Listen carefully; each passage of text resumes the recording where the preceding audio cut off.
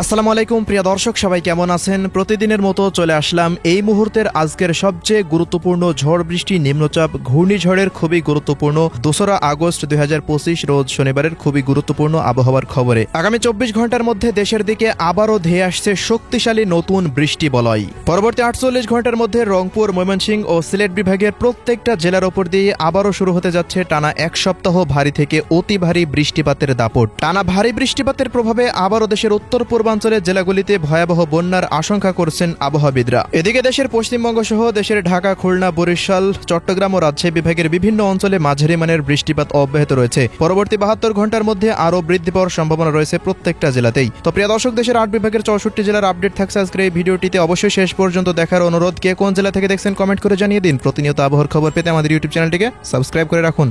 প্রিয় দর্শক, প্রতিদিনের মতো আমরা শুরুতেই এ পর্যায়ে চলে আসলাম ইউরোপিয়ান আবহাওয়ার পূর্বাভাস মডেল রাডারের কৃত্রিম ভূ উপগ্রহ চিত্রে। শুরুতে আমরা দেখে নেব এই মুহূর্তে দেশের কোন কোন অঞ্চলগুলোতে শক্তিশালী বজ্র বৃষ্টির মেঘ তৈরি হচ্ছে। আজ রাতের মধ্যে কোথায় কেমন বৃষ্টিপাত ঘটাতে পারে সেই আপডেট আমরা শুরুতে দেখে নেব।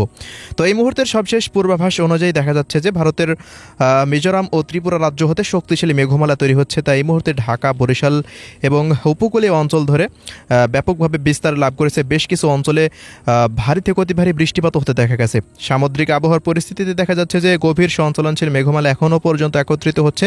দেশের 4টি সমুদ্র বন্দরে 3 নম্বর যে সতর্ক সংকেত সেটি বহাল রাখা হয়েছে। অন্যদিকে বরিশাল বিভাগের ওপরে যে ভারী মেঘ এই মুহূর্তে আনাগোনা করছে, এর প্রভাবে পরবর্তী 24 ঘন্টার মধ্যে বরিশাল বিভাগের 6টি জেলার ওপর দিয়েই ভারী থেকে অতি ভারী মাত্রার বৃষ্টিপাত অতিক্রম করতে পারে। এই বৃষ্টিপাত শেষ হওয়ার পরপরই আরও একটি নতুন বৃষ্টি বলয়েরও সম্ভাবনা রয়েছে। এছাড়াও এদিকে খুলনা বিভাগের দিকেও দেখা যাচ্ছে যে সবচেয়ে বেশি ভারী বৃষ্টিযুক্ত মেঘের আনাগোনা রয়েছে। ঢাকা বিভাগের মাদারীপুর, ফরিদপুর এই অঞ্চলগুলোর ওপর দিয়েও শক্তিশালী মেঘ তৈরি হয়ে ভারতের পশ্চিমবঙ্গের দিকে অগ্রসর হয়েছে।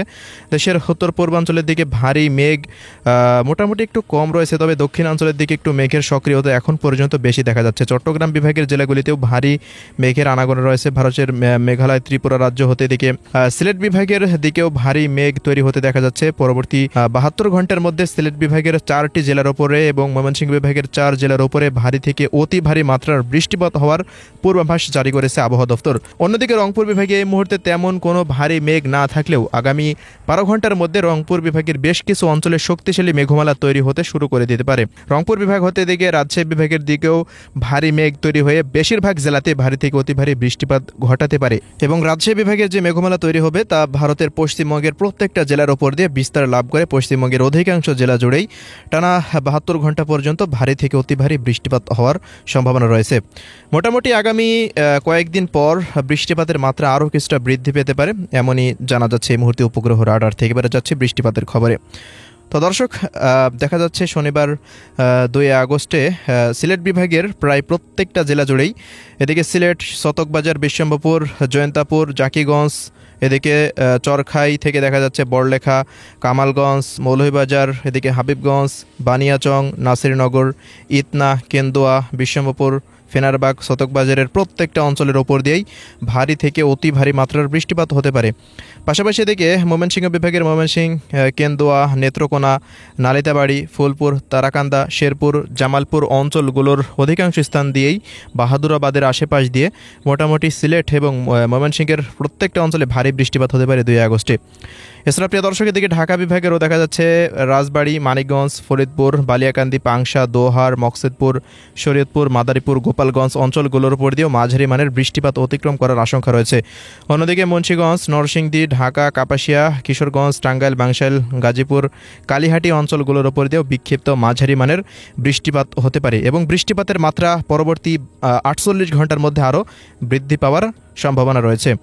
তো এই ছিল এই মুহূর্তের ঢাকা বিভাগের আবহাওয়ার রিপোর্ট। বরিশালের আবহাওয়ার রিপোর্টে আমরা তো বললাম শুরুতেই মেঘলা মোড় থেকে যে বরিশাল বিভাগের বরিশাল, কাউখালী, জিয়ানগর, ভোলা, মঠবাড়িয়া, এদিকে পাথরঘাটা, এদিকে দেখা যাচ্ছে কলাপাড়া, এরপর এদিকে চরফ্যাশন, লালমোহন, মনপুরা, হাতিয়া, দশমিনা, ভোপাল, দৌলত খান, বরিশাল, পিরোজপুর, ঝালকাঠি, বরগুনা, পটুয়াখালীর প্রত্যেকটা অঞ্চলের উপর দিয়ে বিক্ষিপ্ত মাঝারি ভারী বৃষ্টিপাত হতে পারে।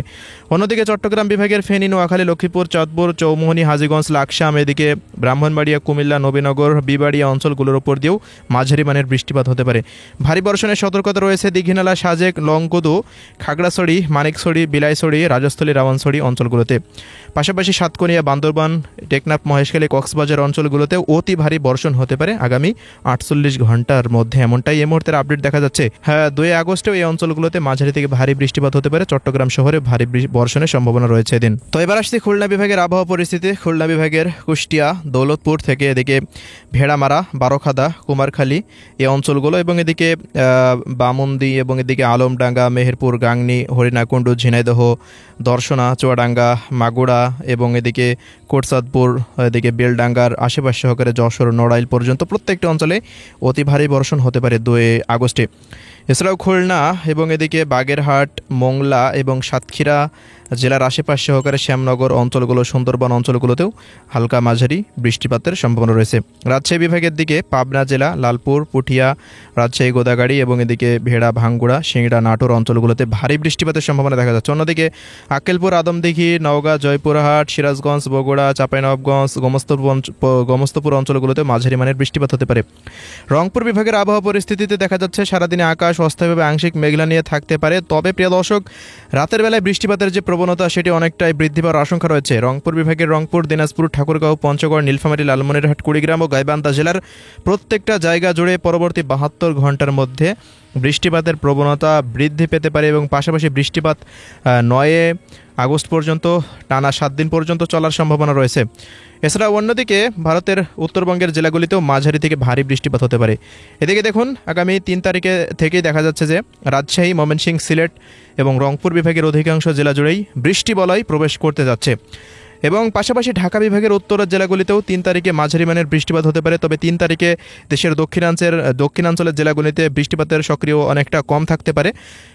পাশাপাশি আগামী 4 আগস্ট থেকে বৃষ্টিপাতের প্রবণতা মধ্যাঞ্চলেও বৃদ্ধি পেতে শুরু করে দিতে পারে। দেশের পশ্চিমাঞ্চলের দিক থেকে শক্তিশালী বজ্র বৃষ্টির মেঘ প্রবেশ করতে পারে এবং তা ঢাকা বিভাগ হতে দেশের 8 বিভাগের 64 জেলাতেই ছড়িয়ে ছিটিয়ে একটানা ভারী থেকে অতি ভারী বৃষ্টিপাত শুরু হয়ে যেতে পারে, এমনটাই আশঙ্কা করা যাচ্ছে এই মুহূর্তে রাডারের পরিস্থিতি অনুযায়ী। তো প্রিয় দর্শক, দেখুন আগামী 5 আগস্ট রোজ মঙ্গলবারের দিন একটানা ভারী বৃষ্টি দেশের প্রায় 8 বিভাগে একযোগে হওয়ার সম্ভাবনা রয়েছে।